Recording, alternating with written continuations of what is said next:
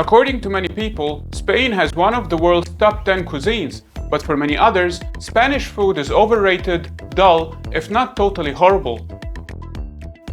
The famous encyclopedia, Taste Atlas, ranked Spanish food to be the third best around the world. CNN placed it at number 4, and many people couldn't agree more. But personally speaking, I haven't come across such a divisive cuisine, as both lovers and haters of Spanish food are very passionate about what they think of it. While preparing for this episode, I checked some of the online debates, and I also spoke with some of my friends to know what they thought about it. Eventually, I decided to take a flight to the south of Spain to find out for myself. In this episode, I will share with you all what I ate over there and how I concluded my final judgment on Spanish food, so don't go anywhere.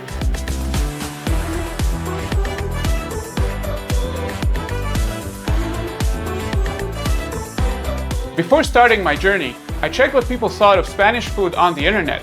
In one Quora thread, one guy asked a question about why Spanish food was nothing special. The Spanish food sympathizers had very emotional and very defensive responses.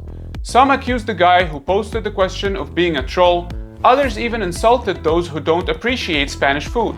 Like this woman who wrote, "Because as we say in Spain, honey wasn't made for the donkey's mouth." Such reactions made me think, wait a minute, what the hell is going on? Why all the drama?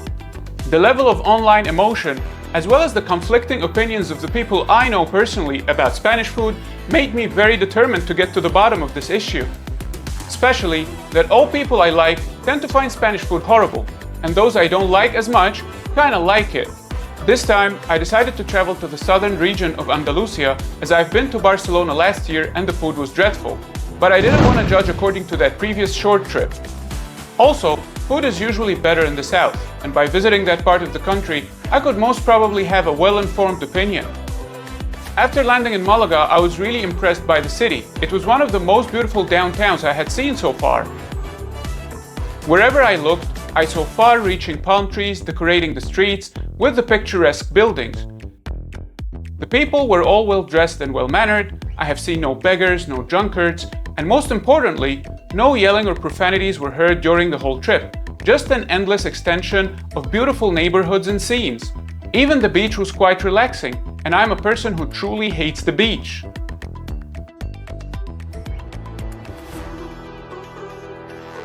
I also had an hour-long train trip to Cordoba, a city that maintained an unerasable Islamic facade with lots of eateries and cafes filling every spot.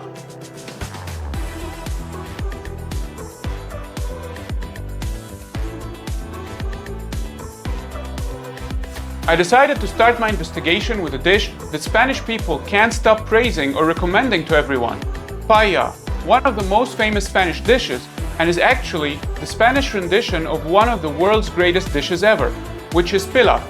Pilaf is a cross-border tradition of rice dishes that originated from Persia and spread all around the world during the Islamic Empire. It has local versions in India, Arabia, Asia Minor, Afghanistan, Greece, and even the Baltic countries. I had already tried the Spanish paella earlier in Europe and during that short trip to Barcelona, and it was quite bad. But before having a final verdict on paella, I wanted to give it one last shot. I found this place on the internet with great ratings for Andalusian food, and after trying the authentic paella over there, I was genuinely surprised, because previously I thought that paella tasted like food retrieved from garbage cans, as it had this subtle burnt paper taste and no flavors whatsoever. But now, I discovered that when made right, paella actually tastes like gastric acid, just like the aftertaste of vomit. Imagine a dish of undercooked rice that you must crunch your way through while chewing on chunks of bland, semi-raw chicken, all topped by a hyper-acidic sauce with an undertone taste of burnt plastic bags. So basically, the Spanish kitchen took one of the world's greatest dishes and turned it into this abomination of a meal. Have you ever had really good paella? Not real. One of the linguistic theories on the origins of the word paella is that it came from the Arabic word baqaya, which means leftovers. This theory is based on the 8th century custom of the servants of the Muslim kings taking the palace's leftovers home. But one thing I gotta admit, that the presentation of every dish I got here in Andalusia was pretty good. Like the 2 plates of tapas I had in the same restaurant. Tapas are little dishes of savory appetizers served cold or hot.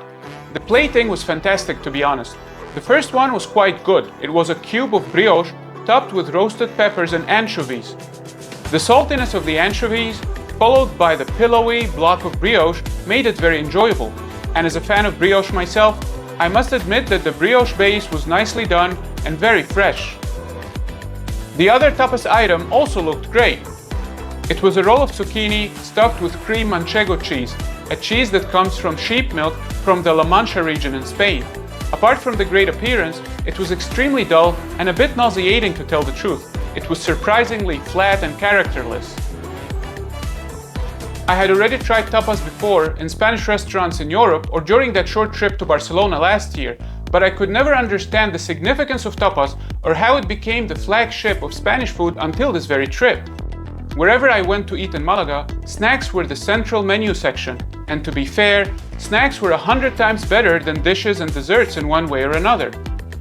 Snacks are treated as meals in this country, and that made me understand why the main dishes were generally underwhelming here. The social life in Spain is so vibrant and buzzing like no other place on earth. I haven't seen such social action anywhere before. People are just hanging out all the time on the streets, and cafes and bars are packed around the clock.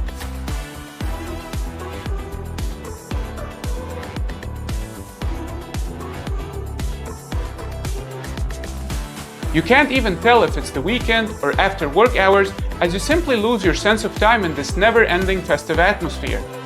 The wine and beer culture is massive in Spain, as it's the world's second largest producer of wine.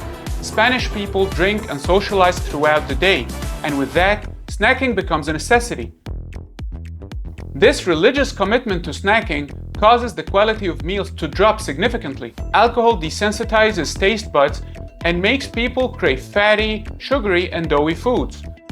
That probably explains why the desserts and pastry fillings, even the ice cream and drinks, are extremely sweet over here. After understanding the snacking culture in Spain, I realized that it's quite impossible to explain to a Spanish food sympathizer why their food sucks.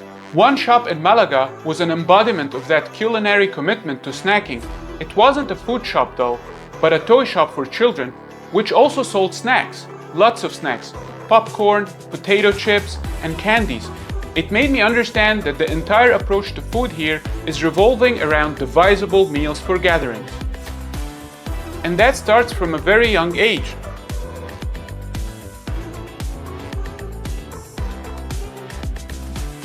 Also, I couldn't avoid the turrón shops all around the city.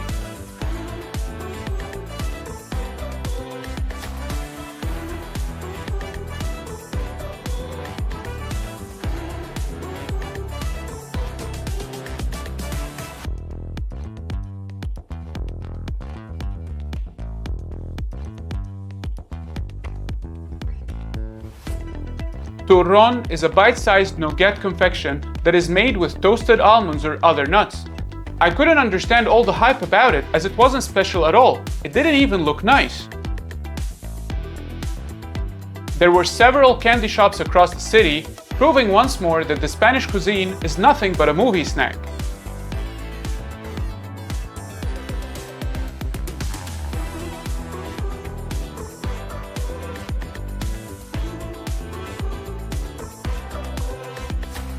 One of the most popular types of tapas here is patatas bravas.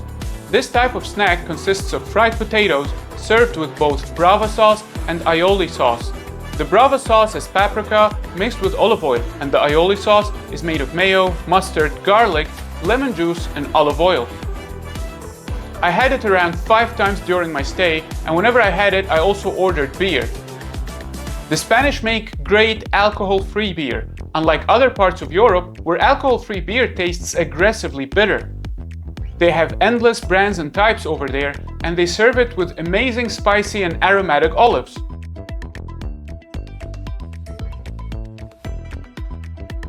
Why not, when Andalusia produces over 50% of the country's olives, which is around 25% of the world's production? Crazy, isn't it? Even on my way to Cordoba, I could see the endless swathes of olive groves from the train. Sliders, or mini burgers, is another very popular appetizer here in Spain. I ordered them a few times just to have a proper assessment. The surprising thing was how mediocre the burger buns were, especially for such a popular item. The meat was either flavorless or extremely salty, and no condiments were worth mentioning. In Cordoba, in one place, I tried to make it 100% sure with the waiter that the burgers were made of beef and not pork. Unfortunately, it had a hidden slice of bacon below the cheese. However, they were kind enough to take it off the bill without me asking for that. Another very popular snack that people were obsessed about was empanadas. Empanadas are baked or fried pastries filled with meats, cheese, or vegetables. It was impossible to avoid them as they were literally at every corner.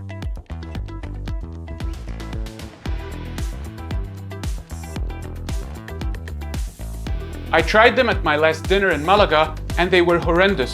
They were supposedly filled with beef and other mystery ingredients, and I couldn't get over the intensity of some aromatic spice inside. It was all wet and soggy. The dip had a strange taste, and the whole thing was very disappointing compared to the similar world-famous item coming from Central Asia, samosa or sambusa, which is fantastically crunchy and a bit chewy at the same time and usually contains sensational fillings. In the same restaurant, my wife ordered teriyaki salmon, which was scandalous. Even though it looked great, it smelled pungently fishy, was soaked in soy sauce, and served with mashed potato that had unnecessary loads of ginger and lemon. Having said that, the drinks were very good. I got a mojito mocktail and my wife got some other ginger drink. Again, the restaurant looked amazing, the plating was perfect, the drinks were okay, but the food was very disappointing.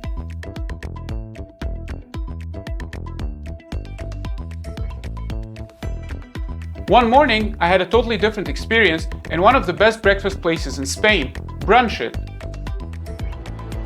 A hip brunch place with colorful items and a very creative menu.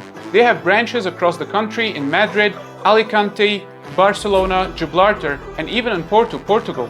I was lucky to stumble over a branch in Malaga, and I was also lucky to have found a vacant table in the bustling hour of the day. The staff was very friendly, and the breakfast was much better than I expected. I ordered an egg and cheese item decorated with a flower-shaped avocado. The base, once again, was a brioche square, and the whole item was balanced and fresh. I really appreciate the decoration of big dishes, as it requires some engineering skills. My wife got a shiny granola bowl, which was served in an actual coconut shell. The smoothies we ordered were very good. We got some red one with pomegranate, strawberry, apple, and blueberry. This experience truly boosted my expectations and made me think that breakfasts could be way better than other meals in Spain. I then started paying attention to bakeries and cake shops that offered coffee to scout breakfast locations. The thing I noticed to be consistently great over there is that every bakery item was either perfect or close to perfect. Bakeries also had cakes and other pastries that I regret not trying the most of, and as for the items I tried, they were all great. Laminated, crispy products that were either filled with pizza sauce, cheese, or just plain croissants. The first croissant I had was in this nice breakfast place that served juices, coffee, sandwiches, and cakes. I ordered the popular olive bread with tomato sauce, which was some different version of the Italian bruschetta. Later on another day, I found a Portuguese croissant shop that had a very nice concept of serving croissants with sweet and savory fillings. The place also had the famous Portuguese pastry dessert, nata, but it was very badly executed, and they also had ice cream, which was the first time for me to see sold with bakery.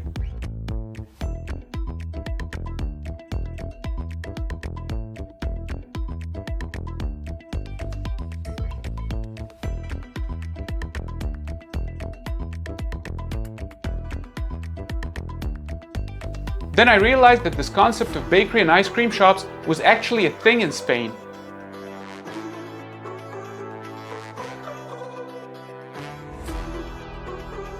Ice cream is a very big deal in Spain. You can even order ice cream at home from all these food ordering apps. People queued in front of ice cream shops, and it wasn't even summer yet. But again, the ice cream was too sweet, and lacked the nuttiness and creaminess of ice cream in Italy or Palestine, for example. The flavors were not that creative, and the only remarkable thing I found was a personal childhood favorite, which is the buffalo milk ice cream.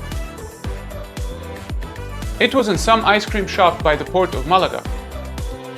I tried one fancy ice cream in a famous Argentinian ice cream shop chain here, Luciano's Ice Cream Bank.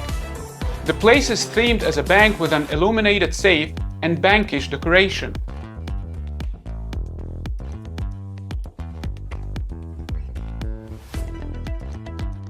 They had ice cream and ice pops in several flavors, and it was alright. Could be less sweet though, but the vanilla was very tasteless.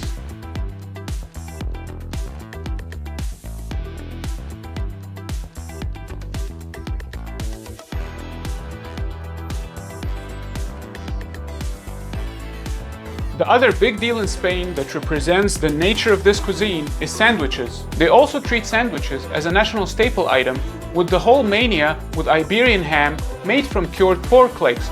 I must admit that it's visually entertaining to showcase pork legs and shave them real time while making sandwiches.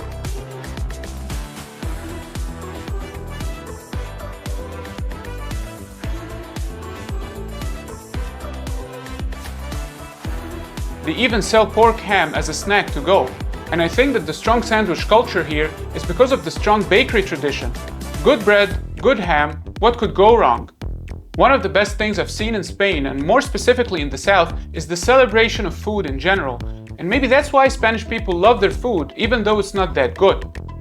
And by being a coastal city, this celebration couldn't be more witnessed in any other place but the market of Malaga. Such an amazing architectural monument with all the vegetables, fruits, olives, fish, and spices you can think of.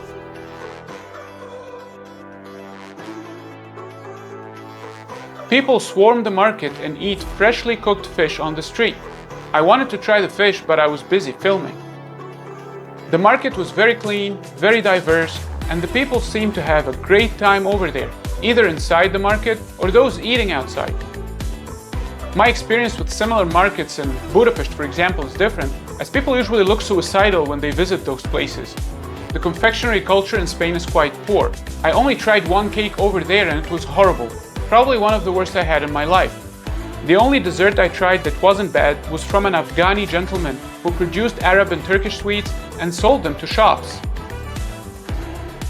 My name is Abdul Jalil. I am living in Malaga. Actually, I'm from Afghanistan. I have maybe 7 years working with delicatessen of Turkey, Middle East, like the Turkish delight, Turkish halva, some dried fruits. The same time, we are making here a small manufacturing baklavas, special artisan baklavas, fresh. How many baklava types do you make? I have like 18, 20 different. 20 different types of baklava. I have the baklava.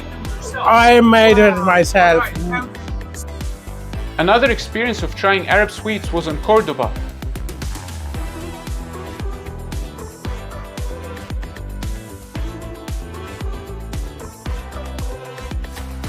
They tricked us by offering a great tasting sample, which was very good, and that encouraged us to buy a whole box of sweets, which was simply inedible, truly disgusting. Thank you.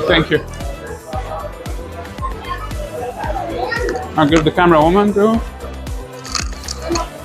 Bye. Bye. Thank you. Bye-bye.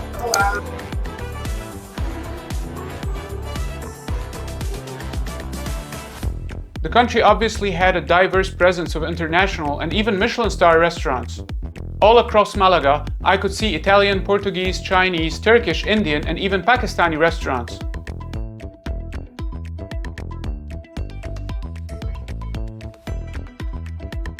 You can also order from almost every place from the comfort of your home through multiple mobile apps. But when I decided to order a pizza from a good rated place, I ended up getting a very interesting toasted disc that wasn't actually a pizza. That reminded me of when I ordered food from the hotel during my last trip to Barcelona, and the food was devastating. So, at the end, my rating of Spanish food will be the following. I would give the main dishes 2 out of 10, and actually the 2 out of 10 was for the presentation and the general atmosphere. For desserts and confectionery, I give it 1 out of 10, and the reason I haven't given it a 0 is that I haven't tried everything. For bakery, pastry, and breakfast, I would give that 8 out of 10. And the reason is that every breakfast experience was truly fantastic over there. Spain is a great place to have breakfast, nothing else. For drinks, I would give them 7 out of 10. Spain has fantastic alcohol-free beer, great smoothies and juices. I wouldn't give it more than that because actually the amount of sugar they had in the juices was a little bit too intense. The appetizers, it's 5 out of 10, and actually the 5 is just for the presentation. Patatas bravas was nice, but I guess any human being could do that. You don't have to travel to a country to try that. For ice cream, I would give 6 out of 10, and the reason is that the ice cream I tried in every other country, including sad Hungary, was a little bit better than the one I tried in Spain. So I think even 6 out of 10 is a bit too much. And by considering the ratings of the different categories I just shared with you, that leaves us with a final rating of the entire Spanish cuisine to be 5 out of 10, which is survivable. If you're an alcoholic, pork-loving, sandwich-munching peasant, you're expected to love Spanish food, and there's nothing wrong with that. But I also think it's okay to hate Spanish food or dismiss it altogether, as there's nothing wrong with that either. But the most important conclusion of this episode is to debunk the myth that the quality of a cuisine depends on the ingredients available in a country. Spain is a great example of that. They have every ingredient imaginable, yet they have one of the blandest cuisines out there. I really don't get that. They managed to keep a lot of the Arab monuments and buildings and some of the language after kicking out and killing a lot of people. Couldn't they keep some of the food at least? I'm really interested in what you think about Spanish food, so please leave your opinion in the comment section below and see you soon in more videos to come.